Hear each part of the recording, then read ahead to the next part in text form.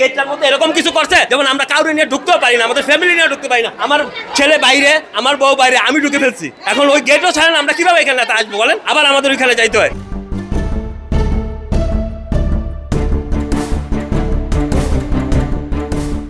এই বাচ্চাগুলা নিয়ে যে মানুষগুলা ঢুকতেছে, একবার গেট আটকায় আবার বন্ধ করে। কেন? যদি টাকা নিতে হয় ভিতরে ঢুকা, বেরোনোর সময় টাকা নিব।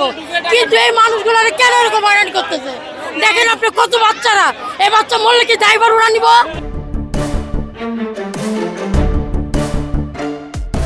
আমরা অনেক ঠেলাঠেলি করে ঢুকছি, কিন্তু সিস্টেম ঠিক হয় না। সিস্টেমটা সুন্দর হবে। আর ঢুকলে একটা সিঁড়ির কারণে একটার উপর একটা পড়ে জায়গা সমস্যা হয়েছে। এখানে সিস্টেমটা একটু সুন্দর করে করার দরকার ছিল। আজকে তো ওখান থেকে অনেক কষ্ট হয়েছে, টিকিট করে আসতে হবে, টিকিট ছাড়াই ঢুকতে হয়েছে। ভাঙ্গা চুরা সব বিস্মার করতেছে, পোলাপান মানুষ ঠাঁই দিতে পারতেছে না, কিভাবে আসবে কিভাবে, অনেক কষ্ট হয়েছে ঢুকতে সেখানে। এটা সরকার কাছে অনুরোধ, কেন এক সপ্তাহ আমাদের জন্য ফ্রি দিল না? তারা কিছু টাকাই বোঝে, সব টাকা বোঝে। এত টাকা বাংলাদেশের টাকা কোথায় যায়? তাদের কাছে আমি বিচার চাই, জনগণ বিচার চাই তাদের কাছে। সব সময় তারা যে কোনো জায়গায় টিকিট লাগাই দেয়, এটা কারণটা কি? এটা তো আমরা কিছু জানি না। যে কোনো জায়গায় তারা টিকিট লাগাই দেয়। আমাদের জন্য তো একটা সপ্তাহ সরকার ফ্রি দিতে পারতো, যে একটা সপ্তাহ ফ্যামিলি নিয়ে সবাই নিয়ে দেখুক। সরকার এই কাজ করে নাই। তো সরকারের কাছে আবেদন, প্লিজ এক সপ্তাহ মানুষের জন্য ফ্রি দেন। এটা ফ্রি দিয়ে মানুষ যেন যাতায়াত করতে পারে, দেখতে পারে, ছেলে মেয়ে নিয়ে দেখতে পারে। এটা আমাদের সরকারের কাছে আবেদন। আমরা টিকিট কাটছি, কিন্তু আসে দেখি যে আপনি টিকিট ছাড়াই সবাই প্রবেশ করতেছে। ঠিক আছে, যেমন আমি বাচ্চা নিয়ে আসছি, গেট দিয়ে যখন ঢুকছি তখন আমার বাচ্চা দেখা যায় যে এদিক দিয়ে চাপ খেতে, যদি বাচ্চা ওয়াইফ এগুলো নিয়ে আমি সমস্যায় মানে একটা ভোগান দিতে পড়ছি। দেখা যায় যে ওরা একটা চাপ খাইলে ওইখানে আমার একটা অঘটন ঘটিয়ে যেতে পারে। এরপর আরো দুই একজন আমরা বাচ্চা হারাই ফেলছে। আজকে যেহেতু ফার্স্ট দিন, আমরা জানি যে ভিড় হবে, আমাদের তো নিয়ম মেনে লাইন ধরে এগোনো উচিত ছিল অবশ্যই। তো এরা কি করছে আমি জানি না, ভিতরে কারা ছিল তত্ত্বাবধানে, এরা হচ্ছে অন করছে গেটটা, আবার বন্ধ করে দিচ্ছে। এটা তো ঠিক না। যখন আমরা প্রেশারাইজ হচ্ছি, পুরো পিছনে থেকে পুরো লোডটা এসে সামনে পড়ছে। যারা ছোট বাচ্চা তারা তো প্রচুর হ্যাসেল ফিল করতেছে। তো এটা তো আসলে একটা হচ্ছে তাদের নিয়মাবলী বন্টন ঠিক মতো হচ্ছে না, তাদের কাজগুলো তারা ঠিক মতো করতে পারেনি। এটা কাউয়া কাদের দেখছো, তোমরা দেখে রাখো বর্তমানে পাইলে কি করবা রে? হ্যাঁ, জুতা মালা পরাবো, এই সেই সোফা, সেই আড্ডাখানা, কিভাবে জাতিকে বাঁশ দেওয়া যায় সেটা চিন্তা করতে হবে। ভিতরে আমরা যেটা দেখছি, আওয়ামী লীগের ফিরার সম্ভাবনা 0%।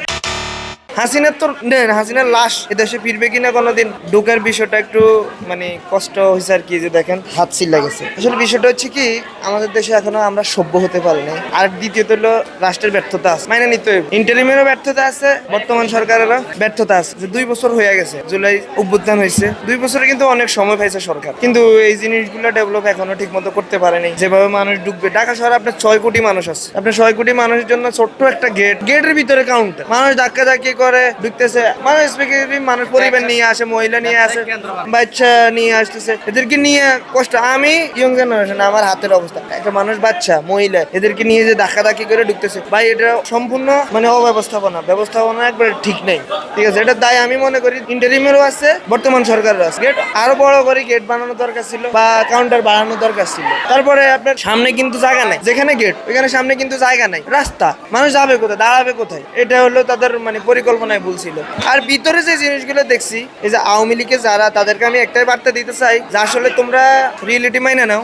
ভিতরে আমরা যেটা দেখছি, আওয়ামী লীগের ফিরার সম্ভাবনা 0%।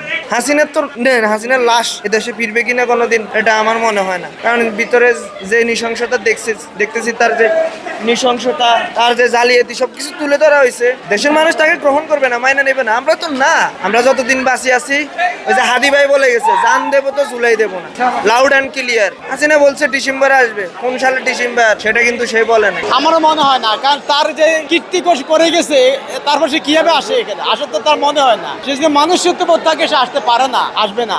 আর যে অমানুষতা আসবে, তার সাজা নেওয়ার ভোগ করার জন্য সে আসবে। আমার মনে হয় না আন্দোলন চলবে আবার। আন্দোলন আসলে সাধারণ মানুষ কিভাবে বরণ করবে আমি জানি না, বাট আমার যেটা মনে হয় যে প্রত্যেকটা জনগণ তার উপর ক্ষুব্ধ। সে সরকার গঠন করেছিল, সে যাই করেছে, লাস্টের দিকে যে হত্যাকাণ্ডগুলো করেছে এটার উপরে সবাই ক্ষুব্ধ। আমার মনে হয় যে সে যখন ব্যাক করবে তখন আবার একটা ধ্বংসস্তূপ হবে, আবার ভাঙচুর হবে, জনগণ খেপবে, গাড়ি ভাঙচুর, আরো মানে হামলা মামলা যেগুলো আমরা বলি, সবকিছু আবার হবে। অবশ্যই তার দলীয় নেতাকর্মী তো তাকে হচ্ছে সাপোর্ট করবেই, বাট সব মিলিয়ে হচ্ছে দুইটা পক্ষ হয়ে ঝামেলা হবে, এটা আমরা সবাই জানি।